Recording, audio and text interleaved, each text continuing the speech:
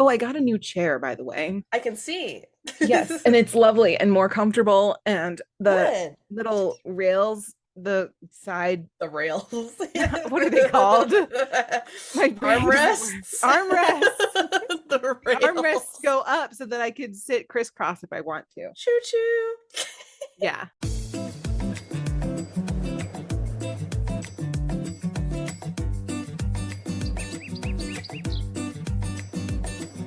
Hello, everyone. Welcome to the show. I'm Blair. And I'm Kirsten, and we are mediocre content. And I've got snow in the air.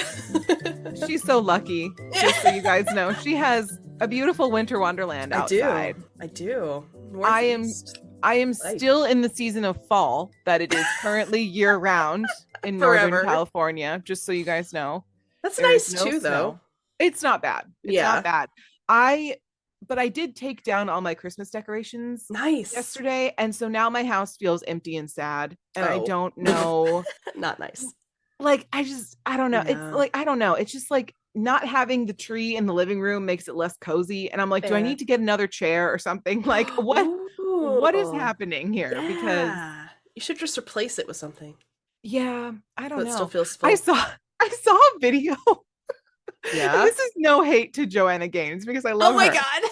But like I saw a video of her being like, so do you feel bad that your Christmas tree is like out of your living room now? Just take a branch from outside and put it in the vase and then staple it to your wall.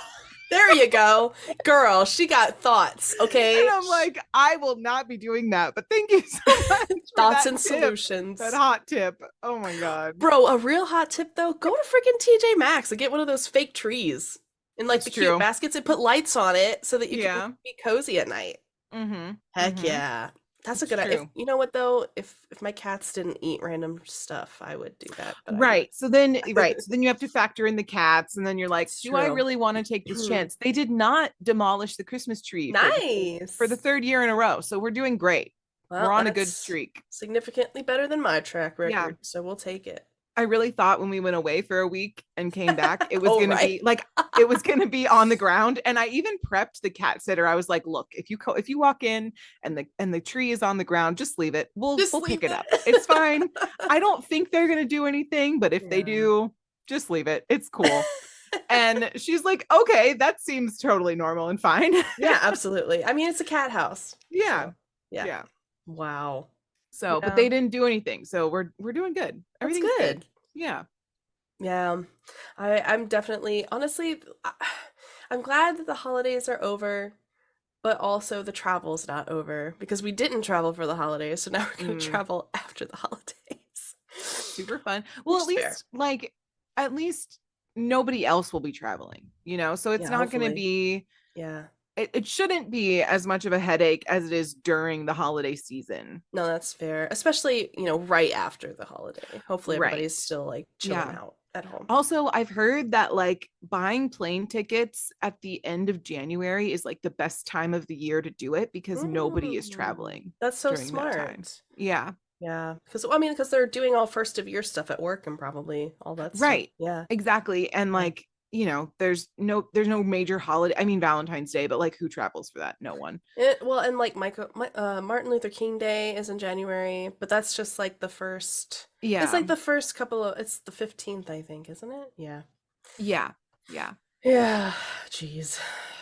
Holidays after the holidays. Yeah. The ones that I feel like are just there to give us an extra day off of work, which is nice. Honestly nice. It is nice. Unless you're in the healthcare field, in which case, I'm sorry, but these don't count as real holidays. They do not. Apologize for that. Well, we've got some great stuff going on. It's not snow related. It is water related, though, which, snow is just frozen water anyway. So similar but different. Similar but different. So let's disclaim. Let's go. All right. So before we get started, obviously we're not experts on anything. For this particular topic, I feel like some of it I would be an expert on because I lived it. But other than that, if you've come to the podcast to get any kind of advice, don't do that. And we are not the place to get any advice at all ever. Yeah. But we want you to learn new things. If you've never tried swimming before, please do it, and I'll tell you how to do it safely here in a few minutes. And yeah, just do your own research, all that stuff. You know the drill. And with that, Kirsten, please take us into the good news for the week. Okay, so I went back to space with this one because I saw it and I was like, immediately yes. Cool. So if you don't know, there are, first of all, new pictures of Jupiter's volcanic moon, which is so exciting. Incredible pictures show that Jupiter's volcanic moon, Io, which we have talked about in our Jupiter episode, is now revealed to us in stunning details due to the closest flyby we've had to it in 20 years.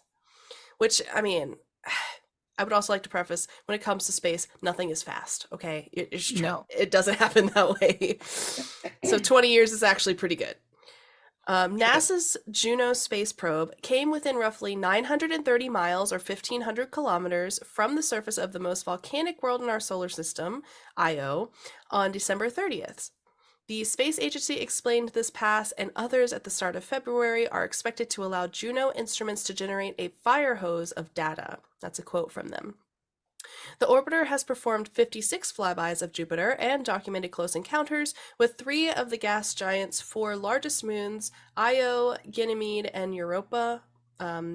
By combining data from this flyby with our previous observations, says Juno's principal investigator Scott Bolton, the Juno science team is studying how Io's volcanoes vary.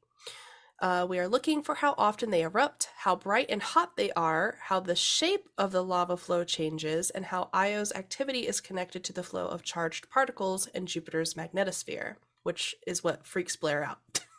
It is. Yeah.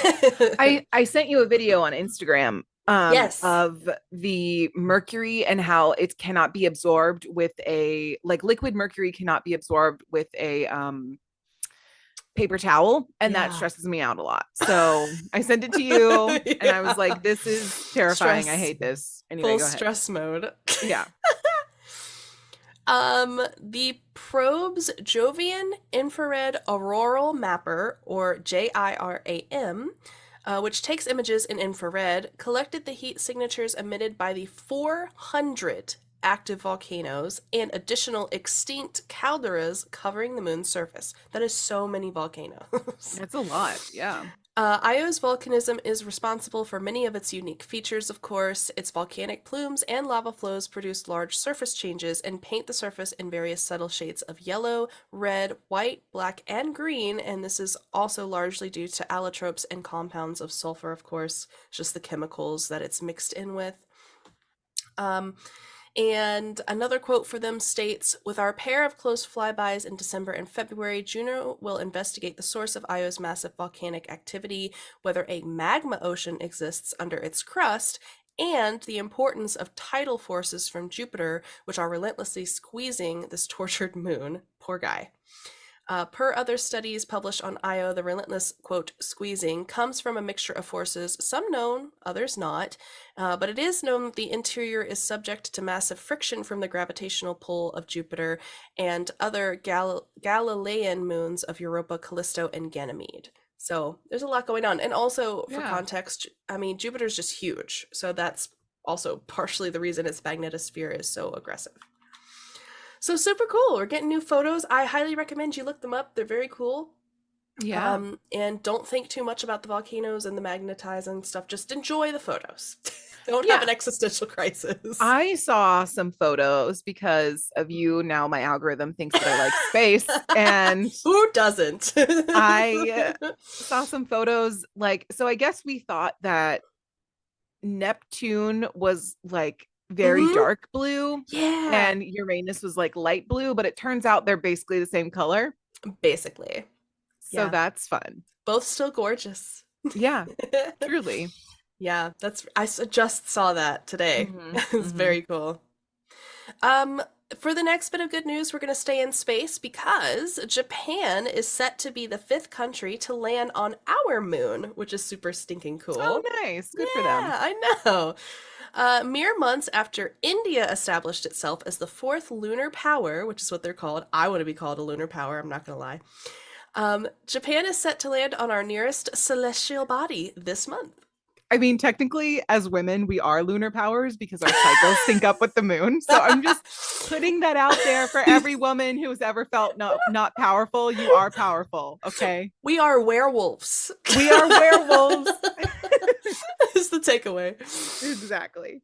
JAXA, or the Japan Aerospace Exploration Agency, has accomplished a number of hugely impressive spacefaring feats over the last 3 decades, including a sample return mission from the Ryugu asteroid, which has never been done before, even by the United States. So pretty substantial stuff.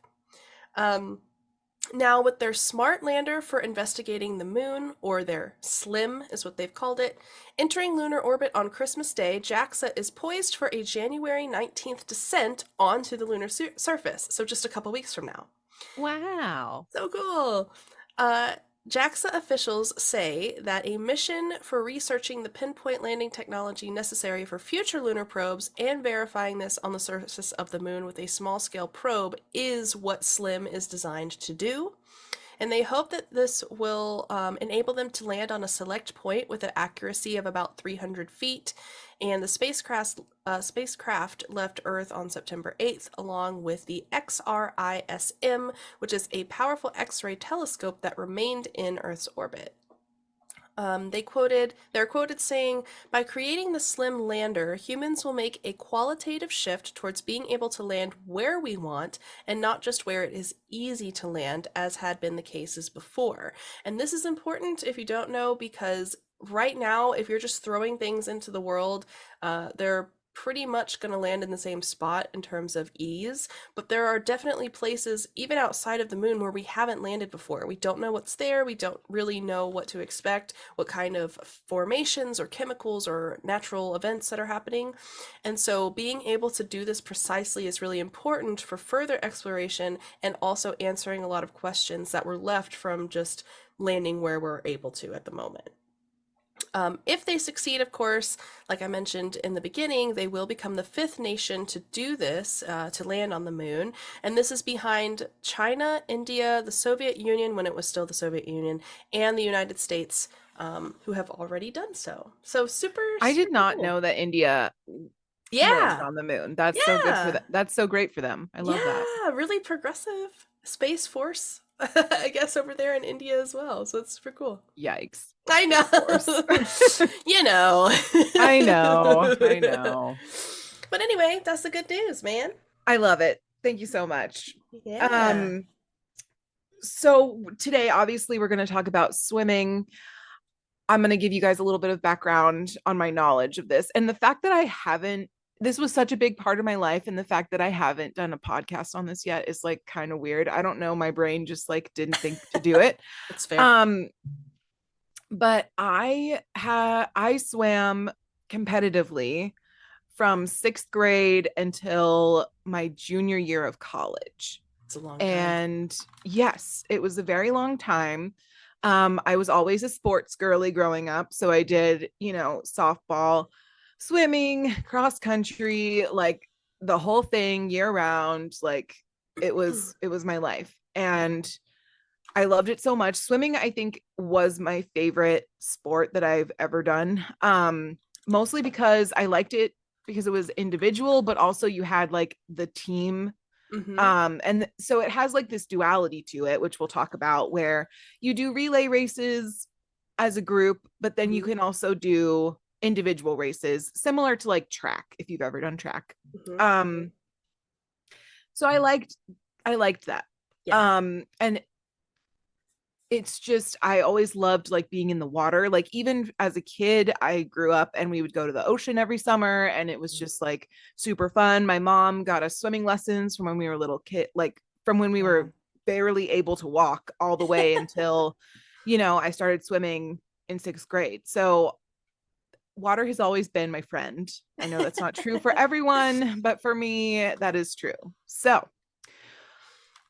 with that, Oh, and in college, in case you care, in college, I swam for a D3 school, not a D1 school. I know some people care about that. I don't care about that, but you that's swam. just, I swam, and I swam at the collegiate level. So anyway, woo. So the history of swimming, we'll start there. Archaeological and other evidence shows swimming to have been practiced as early as 2500 BCE in Egypt. And Egypt, honestly, is not the first country I would expect for swimming, but good for them. Yeah. And thereafter, in Assyrian, Greek, and Roman civilizations, swimming was also a prominent activity. In Greece and Rome, swimming was part of training and was, as was the alphabet, also part of elementary education for males. So at the time in those cultures, males were the only ones doing this. Right. Obviously. Right. In the Orient, swimming dates back to at least the 1st century BCE, there being some evidence of swimming races then in Japan. Wow. By the 17th century, an imperial edict had made the teaching of swimming compulsory in the schools, which is good. I mean, Japan is an island, ultimately. So there's a lot of water. So it makes sense. Minor situation. Organized swimming events were held in the 19th century before Japan was opened to the Western world. Among the pre-literate maritime peoples of the Pacific, swimming was evidently learned by children about the time that they walked or even before. Among the ancient Greeks, there is a note of occasional races and a famous boxer swam as part of his training. The Romans built swimming pools, which are different from their Roman baths that you hear about all the time. And in the 1st century BCE, the Roman Gaius Maecenas has said to have built the first heated swimming pool. Nice. Very, very fun. Very cool. Hot tub? Medieval hot tubs? Similar, but different. So all of this is going well for swimming, but the lack of swimming in Europe during the Middle Ages is explained by some authorities as having been caused by a fear that swimming spread infection and caused epidemics. And I would just like to mention that their water was disgusting at this point. So that's probably why. Insert the plague. Insert the plague. Insert the disgusting, like, Seine Sewage. River in France, and the Seine and the Thames were awful. Right. Yeah. Excuse me for saying Seine. Oh no, it's fine. Yeah. It's disgusting either way. It was nasty. Absolutely horrid. So just putting that out there. There is some evidence of swimming at the seashore resorts of Great Britain. However, the popularity of swimming as both recreation and sport began in earnest in the 19th century. Nice. When the first swimming organization was formed in 1837, London had 6 indoor pools with diving boards. So that's pretty good. Yeah. The first swimming championship was a 440-yard or a 400-meter race held in Australia in 1846 and annually thereafter. The Metropolitan Swimming Clubs of London, founded in 1869, ultimately became the Amateur Swimming Association, the governing body of British amateur swimming. National swimming federations were formed in several European countries from 1882 to 1889. And the United States swimming was first nationally organized as a sport by the Amateur Athletic Union, AAU, on its founding in 1888. The Fédération Internationale de Natation. Help me out here. The Fédération Internationale de Natation? Natation Amateur FINA, basically, founded in 1909. So that's kind of the origins of swimming. Okay. And this is recreational. So it's not like people like just trying to get one place to the other. They have to cross a river, so they swim across it. That's not the same as what she's talking about. Yeah. So this is like fun, like fun pool swimming. Obviously there's some mention of competitive swimming starting to happen. So now we're going to get into like the history of competitive swimming, which is fun. So Swimming has been part of the Olympic schedule since the very first modern Olympic Games in 1896. Okay. It's a long time. So, yeah, right around the same time that the international clubs started popping up, then they became the Olympic Games event. So, it's one of the only 4 disciplines that have been retained, appearing in every Summer Olympics since 1896. The others being artistic gymnastics and fencing. Nice. So, the birth of Olympic swimming. In the early years, Olympic swimming events were male only, which I think was a lot of Olympic events, not just swimming. Yeah. I mean, and also to be fair, like what like women were also expected to be more conservative with their body as well. Correct. So like putting a bathing suit on, maybe not as conservative. Right. Yeah. So women's events were introduced at the 1912 Games in Stockholm. And although women initially only competed in 2 events, the 100-meter freestyle and the 4x100 freestyle relay. Wow. Good for them. So, yeah, experimental beginnings brought some rather unique events to those games. At the inaugural Modern Olympics in Athens, swimming events included the 100-meter freestyle for sailors, which only members of the Greek Navy could compete in. Very specific. Yeah. Until the London 1908 Games, Olympic swimming events took place in open water, which is terrifying.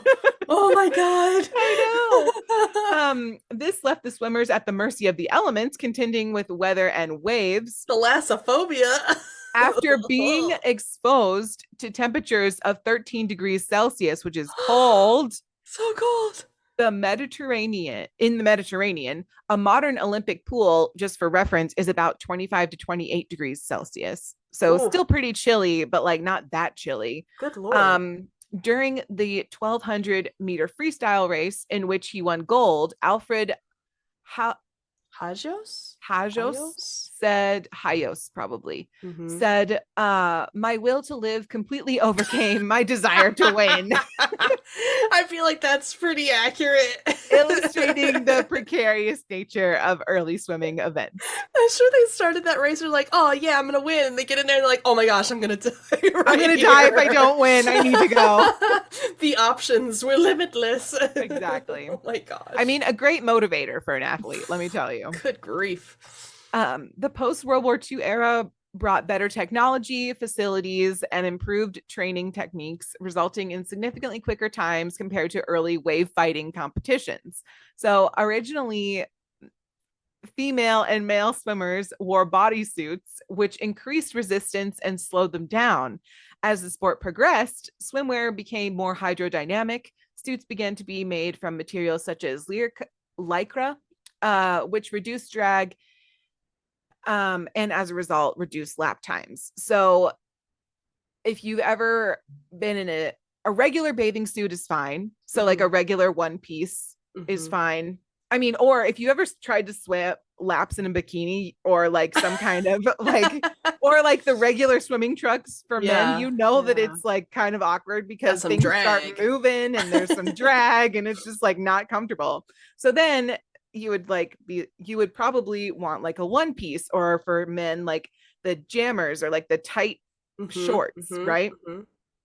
And then if you want to level up from that, then you can get what's called a tech suit. And so for men, it depends. You can still get the shorts in like a tech suit type fabric, but a lot of like really professional swimmers will do like the what is the word I'm looking for? Speedo. Yeah, like Speedo ones. Yeah. Because there's less fabric too. So right. There's less places for it to drag.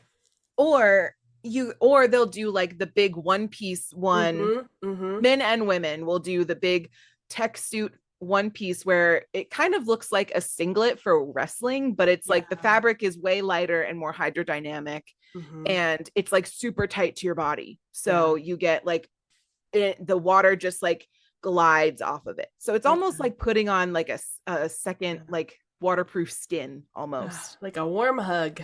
It and the joke is if it takes you more than like 10 minutes to put on your tech suit, you're doing it right. I can't get in or out of this thing. Right. You need like a buddy to help you. A battle buddy. Just to say that swim teams get very close because there's a lot of nudity happening. You also can't like get in the or out. most appropriate way. Yes, exactly. Help me get in this thing. Right. No, exactly. So anyway, competitive pools also saw great change during this period, which led to the move from outdoor to indoor tournaments, thank God. Mm-hmm. The introduction of drainage in Olympic swimming pools marked lanes in 1924, and guidelines for pool depths all contributed to better overall standard of competition in the years that followed. Probably safety also. Right. And for those who aren't aware, there's two different like lengths for pools. There's like the Olympic size length, which is 50 meters straight across. And then there's like regular competition swimming pool. So if you've been in like your local swimming pool, it's probably like 25 meters. Mm-hmm. It's not going to be the full 50-meter long. It's a lot of space. Yeah, it's a lot, and it's very long. So this exciting era of development paved the way for superstar swimmers, the first of which was the USA's Mark Spitz. This was the guy before Michael Phelps, the Michael Phelps before Michael Phelps. Predecessor. Okay? And I've actually visited the International Swimming Hall of Fame. It's in Fort Lauderdale, Florida, just so if you guys care to visit. That's cool. And they have like a whole exhibit on Mark Spitz and like how cool he is. And he was like an innovative swimmer for his time, et cetera, et cetera. That's awesome. So he won 7 gold medals at the Munich Games in 1972, and he became a household name on the back of his astonishing achievements. Brilliant solo performances continued at Seoul in 1988, when East Germany's Kirsten Otto became the first woman to bag 6 gold medals in a single game. Wow. Setting the new standard for aspiring Olympic swimmers. These accomplishments have become bettered only by one man. You all know his name, Michael Phelps. Vowing to break his countryman Spitz's record, he eclipsed it by 1 in Beijing in 2008. Nice. Phelps claimed a grand total of 8 golds, 36 years after Spitz's era-defining performances in Munich, and later became the most decorated Olympian of all time with a total of 28 medals over 4 games. Now, I would just like to say that I think Simone Biles has eclipsed him. Let me actually look that up really quick. I want to make sure. Do they segment it by type though? Like, I mean, obviously she would still be the most decorated in general, but like here they're saying most decorated Olympian of all time. So I just want to make, yeah. Okay. Yeah. She's definitely up there, if not, which is incredible. I mean, I think a lot of people, I've heard somebody say this, when it comes to the Olympics, there's people that are like, oh my gosh, they almost got gold, or oh my gosh, they got silver, oh, they got second. No, we are talking about the Olympic levels. We should be saying, oh my God, they are second in the world for this event. Okay, so correction. She is not the most decorated Olympian. She's the most decorated gymnast. Okay, so yeah. I believe that. Yeah. So yeah, they didn't just get second if they're in the Olympics, okay, right. People? They are Olympians. You're so right. And you have to get the tattoo. It's just like rules. When you do an Ironman, you have to get the tattoo. Rules. As shout out Jake for Ironman.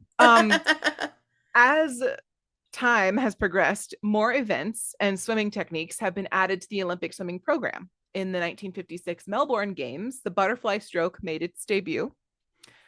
In 1968 in Mexico City, there was an almighty leap, the biggest jump in the new events between games, when the number of swimming events grew from 14 for women and 10 to 15 for men. Wow. Yes. From 8 to 14 for women, sorry. And then 10 to 15 for men. There we go. Does the sorry, does swimming and diving, are they different categories? Yes. Okay, just curious. Yeah, the usually the teams get lumped together in term, not at the Olympic level, but like in terms of like high school and college level. Usually the swimming and diving people like are in the same, like obviously they share the pool, right? Right. But they're kind of lumped together in terms of like the events that they go to, but they're two separate teams. Okay. Like the swimmers don't do diving. Don't dive. Okay. Yeah. I mean, at the high school level, you probably could, just because you're already there. But like Olympic wise, right? They're different. Right. Olympic wise, it's totally different. Yeah. Okay. In Tokyo 2020, for the first time, men's and women's events were identical in number, distance, and discipline. Tokyo 2020 included the mixed 4x100 medley relay. In this new gender mixed race, both men and women competed together in the same teams. Cool. So this is something that we do at like the high school level, where you pick the best, like are we hearing weird noises over there? There's like a car. I would also like to say it is like blizzarding. I hear it. It is blizzarding outside. Why is this man just riding his bike in the snow? It sounds like a freaking four-wheeler. Anyway. Idiot. Sorry if you can hear that, guys. I tried to turn it off. So anyway, the medley relay is men and women. And it's backstroke, breaststroke, butterfly, and freestyle. So you're representing all four strokes, and then the coach would like pick the best men and women to like swim these strokes for the team, right? Okay. So and you can have at least like one woman or one man to like qualify for the like mixed gender portion of this. Okay. I'm sure that like people could deduce that on their own, but like I just felt like, mansplaining it to everyone. Okay, so instruction and training. The earliest instruction programs were in Great Britain in the 19th century, both for sport and for life-saving. Those programs were copied by the rest of Europe. In the United States, swimming instruction for life-saving purposes began under the American Red Cross in 1916. Instructional work was also done by various branches of the armed forces during both World War I and World War II, and was very effective in promoting swimming. Courses taught by community organizations and schools, extending ultimately to very young infants, became common. Nice. So your local like YMCA or community center, these are the places that you can get swimming lessons. You can also, fun fact, if you're an adult and you don't know how to swim, a lot of these places have adult swimming lessons. And no shame. I taught adult swimming lessons for a little bit at the Y, and it was awesome. Yeah. And it's good to know for safety purposes. Like if you have little kids and you don't know how to swim, like you're not going to be able to go in and get them. And there's not always a lifeguard paying attention. Right. Trust me, I was a lifeguard. I didn't, it's usually some teenage kid who's getting paid $10 an hour to like sit there. It's true. And pretend like they're looking at people, Outs herself. So good times. Anyway, I mean, I was a very good lifeguard. I don't know. I'm sure you were. But it also made me more money than working at McDonald's or like a fast food place or as a server. So and you get to work on your tan. Right. No, exactly. There was one summer where I was like so tan. It was awesome. I've never been more tan in my life. Okay. So we're gonna probably, let's see. I think we'll take a little break and then we'll get back into the rest of this afterwards, because I just don't want to keep you guys for too long. And then so we're going to give you a break, and then when we come back we'll talk about more swimming stuff. Woohoo. Do you hate a quiet house? Are you tired of listening to The Office in the background while doing the dishes? Then you need mediocre content. Listen to us giggle and rant about meaningless topics in the comfort of your own home. put us on in the background while cleaning your house, cooking, or even vacuuming. We promise you won't miss anything important. And you can always listen again. Choose mediocre content for your background noise.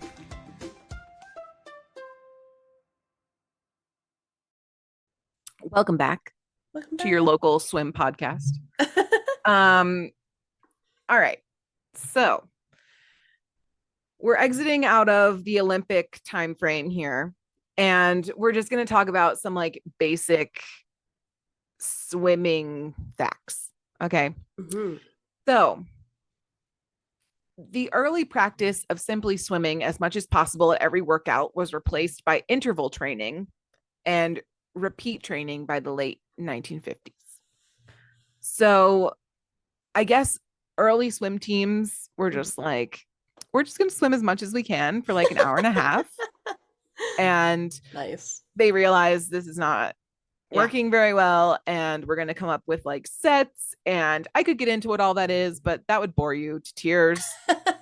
When you get to swim team, if you decide that is something that you want to do, because there's swim teams for adults too, believe it or not. Nice. Then you'll figure that out when you get there. I'm not going to bore you with that. Jinx. If y'all can hear the bumping against the microphone, that is my cat, who feels like this is his podcast and he needs to make an appearance every time. Proceeds to make himself known.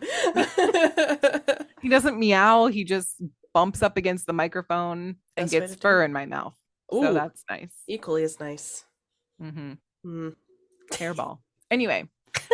All right. So there's 4 major strokes in swimming. There is the backstroke, there is breaststroke, and if you don't know what breaststroke is, if you've ever like put a frog in a body of water and watched it swim, that is what breaststroke is. Okay. Butterfly, which is what Michael Phelps does. So if you've ever seen any video of him ever, it's that. He's doing it. And freestyle, which is like your basic like dance competition at a time. No. You're just beatboxing the whole time. You're just like flailing, trying to figure out how to go forward. You've forgotten how to swim, and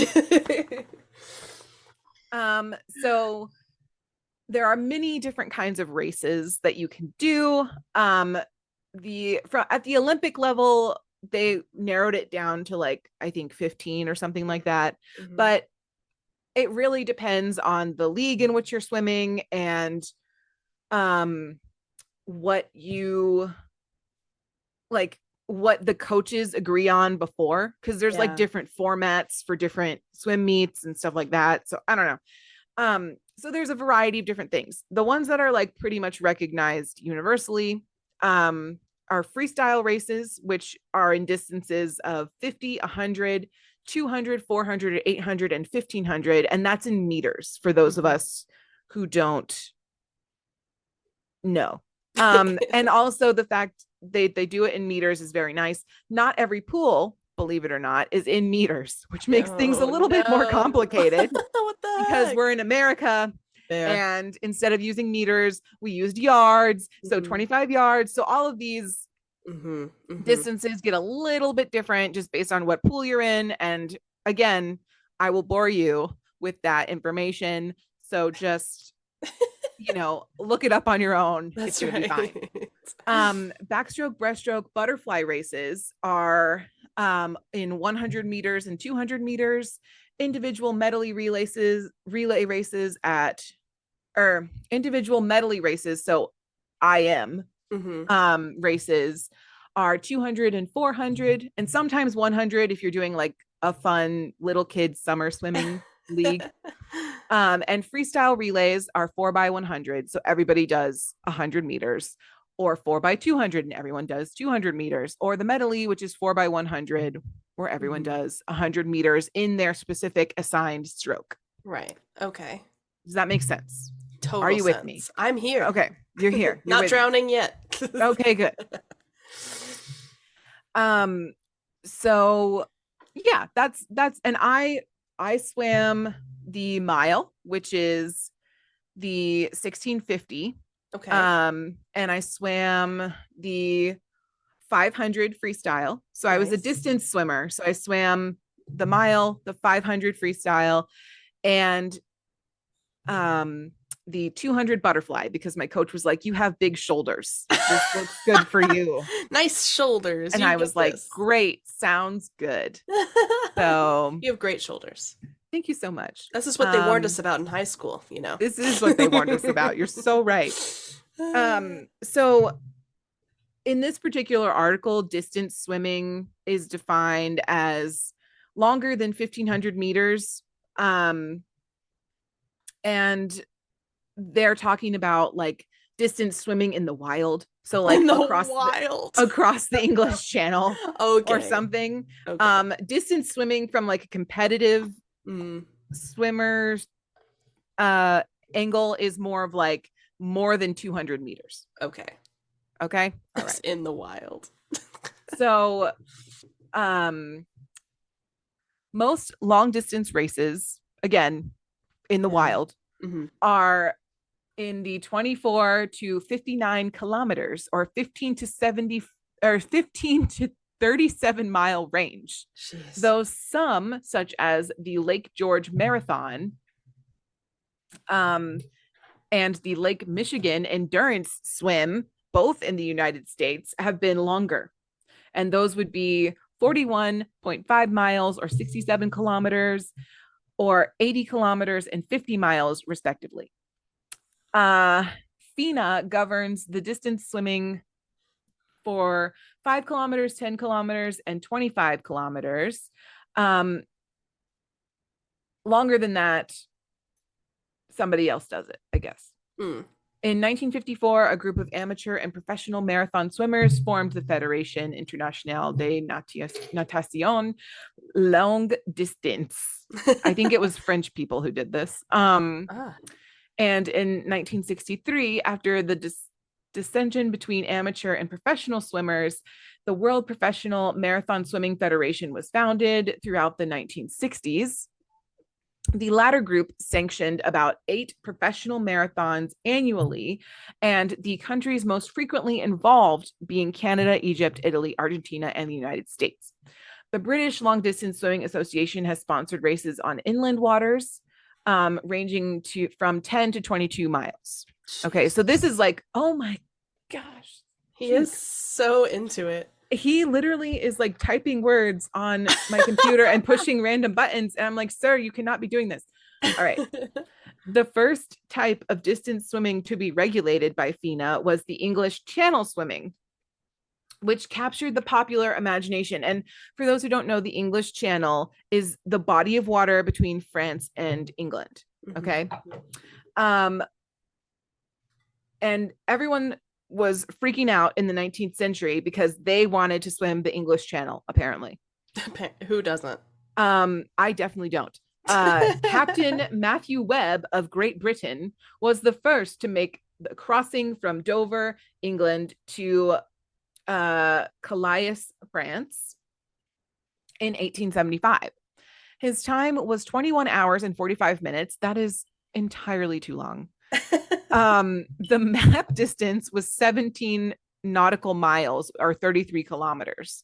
But the actual distance of the channel swim is frequently lengthened because the tides and the winds are so crazy.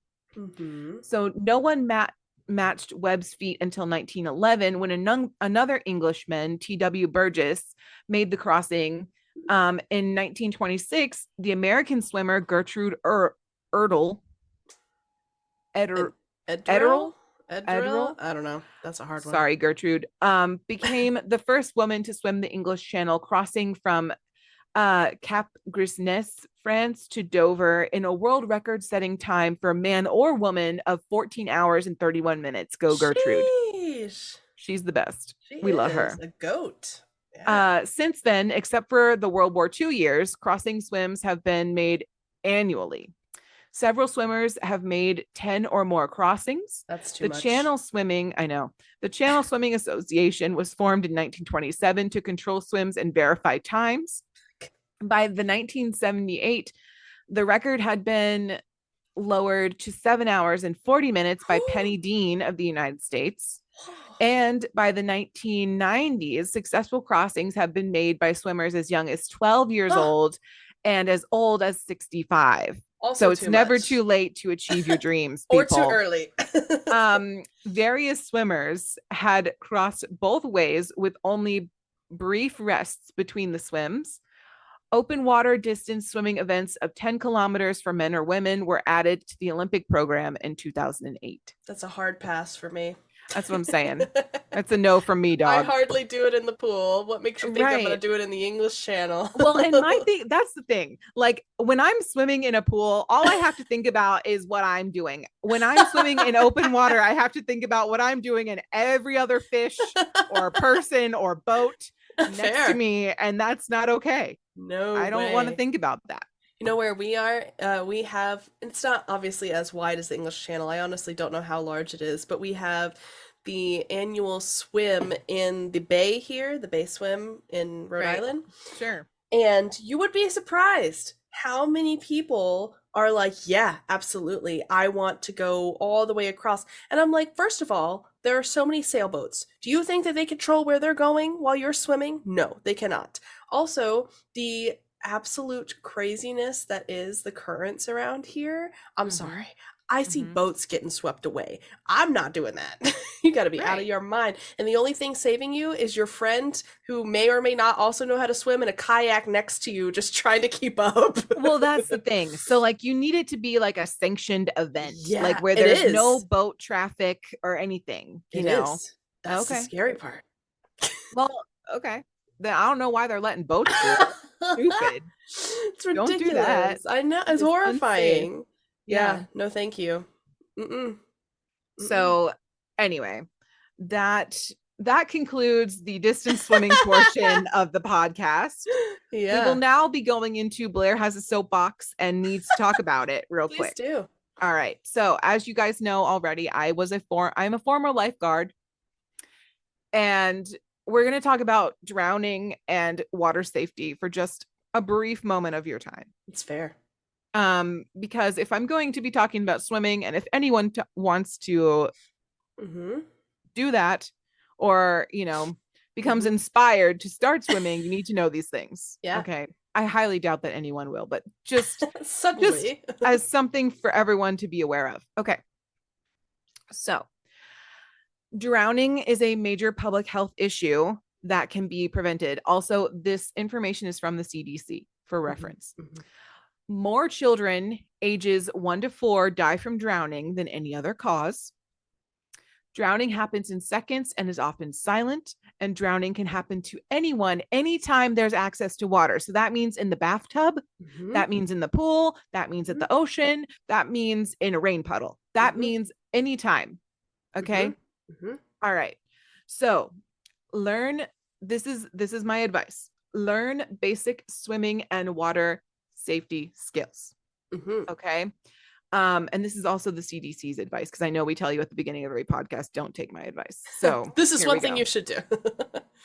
Formal swimming lessons can reduce the risk of drowning for children 1 to 5 who have had, and can reduce the risk of drowning for children 1 to 5. Sorry, that was really clunky. That's right. Swimming lessons still need close and constant supervision when in or around the water. Okay. Another tip, build fences that fully enclose pools. And I know that most insurance companies, at least in the United States, require to have a fence around the pool just to insure the pool in the first place. So construct and use a 4-sided fence that is at least 4 feet high in height and fully encloses the pool and separates it from the house. Okay. Yeah.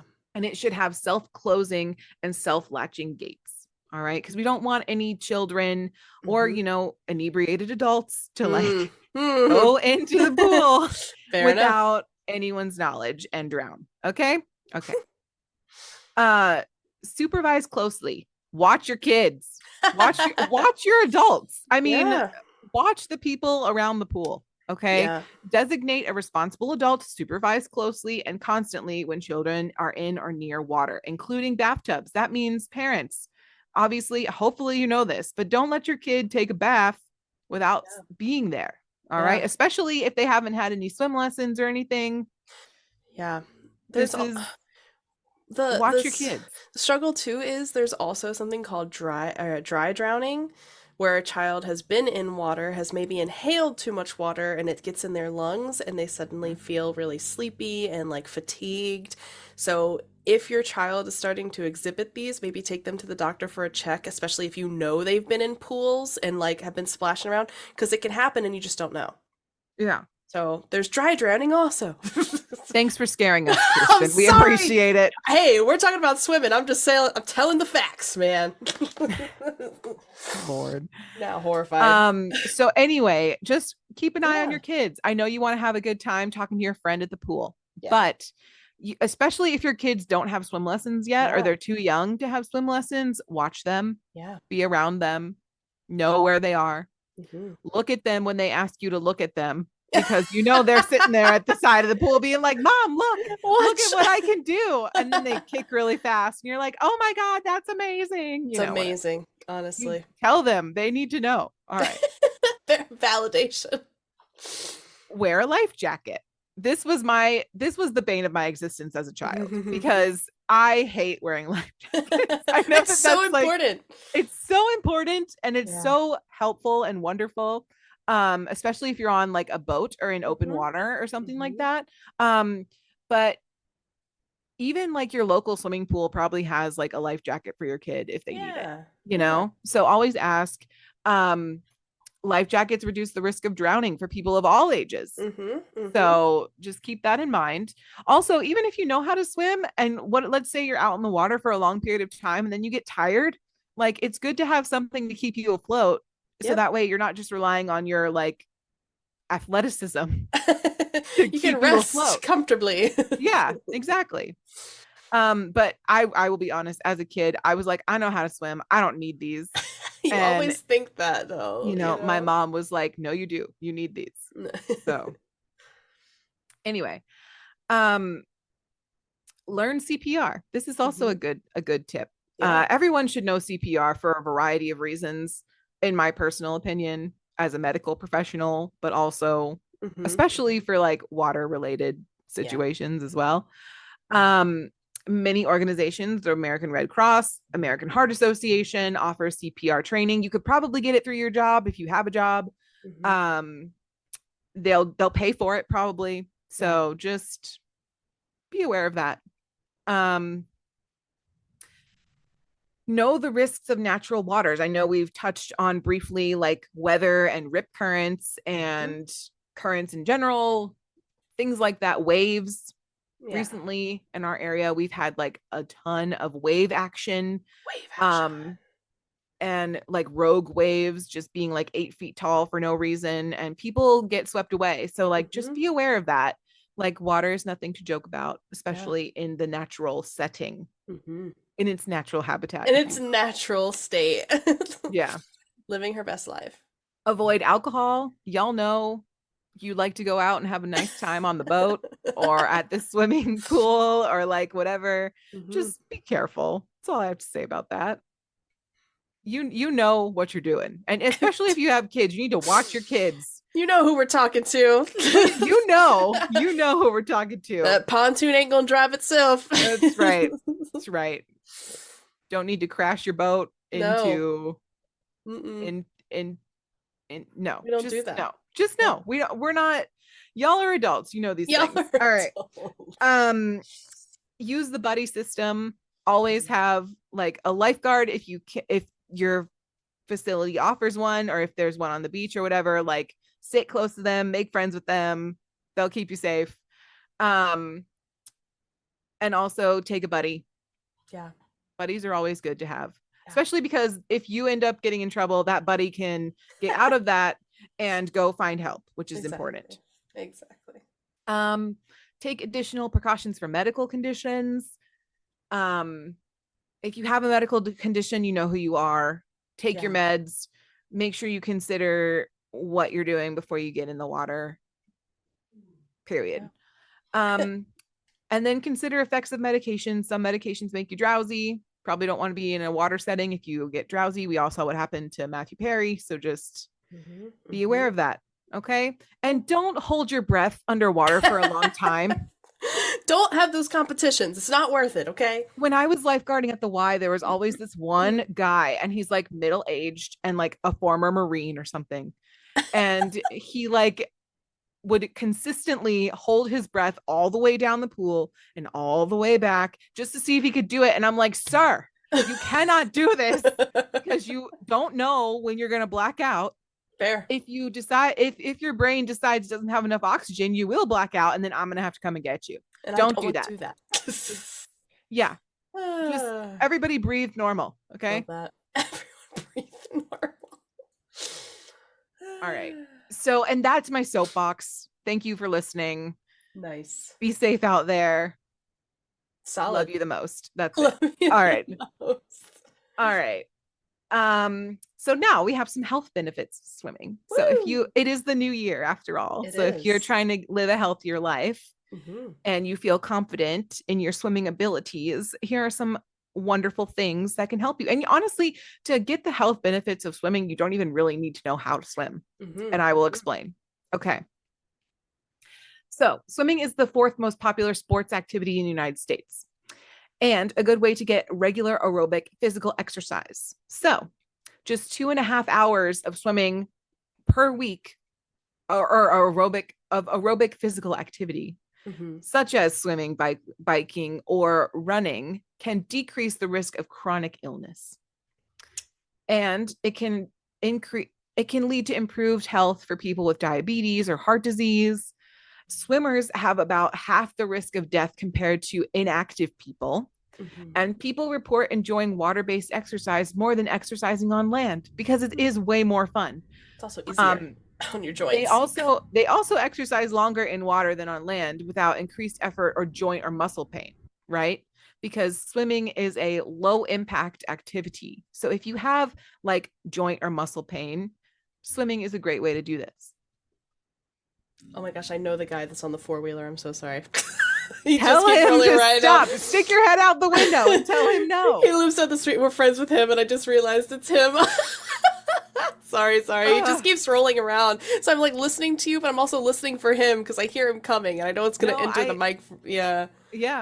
Sorry, guys. Stick your head out the window and be like, hey, stop. I'm recording. Shut up. We're trying to do pod stuff. Anyway. Okay. So it can help with arthritis, mental health. Older adults can benefit from swimming because it helps with joints and arthritis, obviously, but also bone density for postmenopausal women. Shout out to them. Wish I was you. See you soon. Keeps your heart nice and strong. We love a cardio exercised heart. We love that. It can improve cholesterol levels, reduce your blood pressure, lower your risk of heart disease. A major study commissioned by the organization Swim England found that swimmers have a 41% lower risk of death due to heart disease or stroke than non-swimmers. So that's something to consider. Plus a 28% risk of early death overall. So it's really good for you. I will say that I have stopped swimming since I stopped swimming competitively. I can't tell you the last time I was in a pool, but I really need to start doing it again. Honestly, it's like really good for you, and it doesn't hurt your body in the same way that like running does. No offense to runners, but like it's y'all out here asking for a hip replacement. That's all I'm saying. Tell me about it. So it's even an option for people who are on cardiac rehab. Studies show that swimming can be well tolerated by people who are recovering from heart failure or coronary artery disease. So that's something to keep in mind for your loved ones who may have some heart problems. Always check with your healthcare provider, obviously. We are not, do your research, do what you need to do. Okay. It strengthens your lungs because you're not breathing you can't breathe in water, so it strengthens your lungs, obviously, in case you didn't know. You can't breathe water.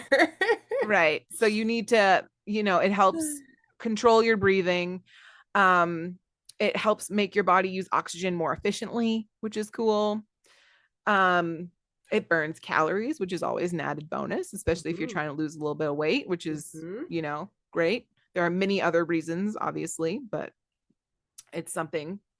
And then according to the U.S. Centers for Disease Control and Prevention, a 154-pound person who swims slow freestyle laps, and I mean slow, for 30 minutes burns 255 calories, which is basically a whole meal. So that's kind of nice, Swim England reports that the butterfly stroke burns the most calories, and that's because it's the most difficult and most terrible, just in case you guys didn't know. But freestyle is better for those of us who love ourselves, basically. Who don't hate ourselves. Exactly. It also builds muscle because the water is resistant. It's not air, obviously. So you move through it slower, but it helps build the muscles in your body with resistance. It keeps your mind sharp. More research is needed, but studies suggest that regular swimming can improve cognitive function, which is cool. That makes sense. That's why I got through college, because I was smart then, and now I am super dumb. That is not true. Oh my God.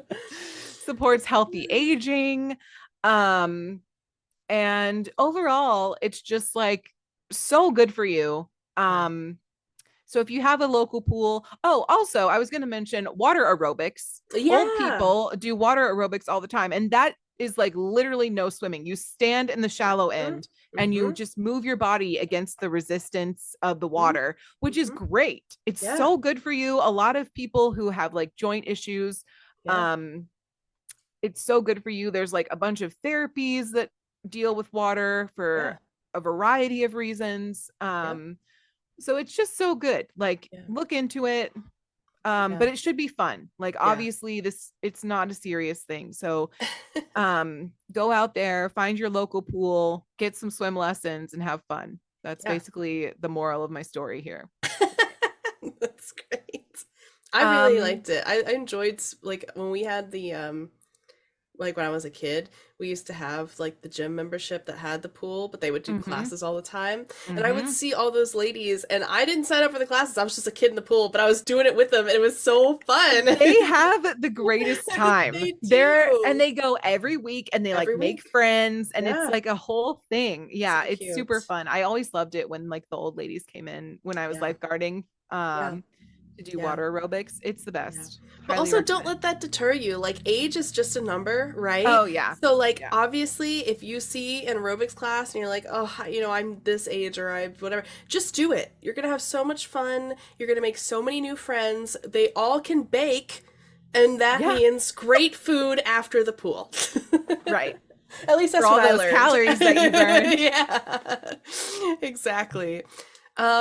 If you guys enjoy swimming, or if you have swimming stories, that would be super cool and super fun. If you used to compete, Blair wants to know. I do. Probably love to pick your brain, figure out where you competed. And you can let us know any of those things by connecting with us on our Gmail at mediocrecontentpodcast@gmail.com, of course. You can also connect with us on Instagram, TikTok, or the old YouTubes at Mediocre Content Podcast, all the same handle. If you want to chat with us live, you can do that as well every other Thursday on Twitch. Same handle, and we start at 3 p.m. PST, 6 p.m. EST, or 11 p.m. BST, depending on the time zone that you're in. That's all the same time, just depending on your time, so keep that in mind. Don't forget to rate us 5 stars wherever you listen to podcasts. We genuinely appreciate it and see it, and I guess we'll see you guys next week. See ya! Bye! This has been Mediocre Content. Thanks so much for listening. Cheers! Cheers!